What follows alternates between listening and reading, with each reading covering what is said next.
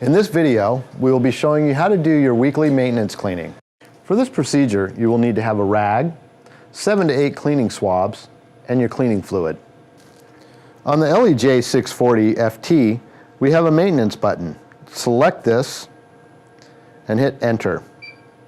It'll now prompt you to open the maintenance cover.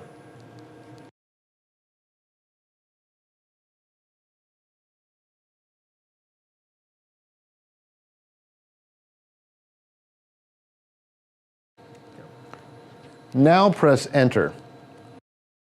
Now the carriage will move to the far left position for you to examine for dust, dirt, or ink buildup.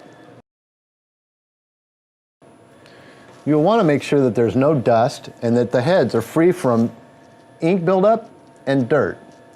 Gently clean around the head, being careful not to actually touch the head. Once you're satisfied that your heads are clean and free from dust and ink buildup, it's a good idea to now check your UV lights to make sure that there's no overspray and that they are clean so that they can properly cure your UV prints. Once you're comfortable that all ink has been removed from your print heads and your carriage, it's now time to clean the right side of the machine, which is your capping stations, your wiper blades, and any other overspray or debris that's gathered. It's very important to make sure that you have a clean and ink buildup free capping station.